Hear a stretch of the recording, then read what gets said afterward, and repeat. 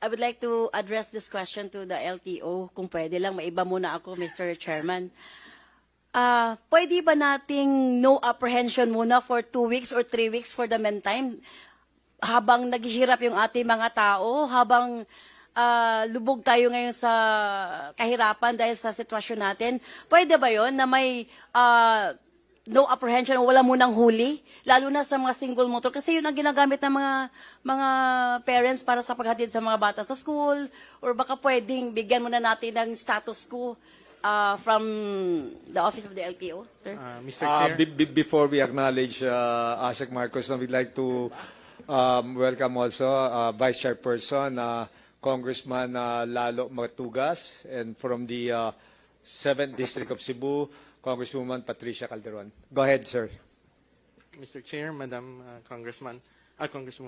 Ma'am, road safety po ito eh. Yung mga ina-apprehend po namin, yung may mga violations. So kung magko-comply po yung mga kababayan po natin at hindi sila gumagawa po ng mga traffic violations, wala po silang problema sa amin sa LTO. Yes, experience lang sa isang tao natin, ha.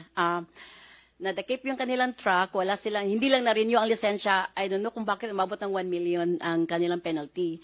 Ibig sabihin, sobrang naghirap ang ating mga kababayan. Tapos, I understand, ASEC, na kailangan talaga nating hulihin ang mga violators. Pero baka pwede magkaroon muna ng 2 weeks lang na status quo for the meantime para at least matuwa naman ang ating mga motorista. Ma'am, yung pong penalty based po dun sa nasabi ninyo na-charge siya ng 1 million. Kolorum po yan. Bus po yan na kolorum. Kaya po ganyang kalaki yung kanyang charges. Ma'am, may batas po tayo. So, yung mga illegal po kasi yun eh. Imagine po natin kung yung sakay niya na-accidented po siya, yung mas malaking problema po yun kasi illegal po siyang tumatakbo sa kalye. So, siguro po sa amin, sa LTO, safety na rin ng mga mananakay natin at safety ng karamihan. Siguro mayroon naman pong mga ibang legal na paraan na pwede po silang maghahanap buhay. Basta po sa amin, hanggat wala naman pong mga violation, nakatutok po ako sa enforcement, ma'am.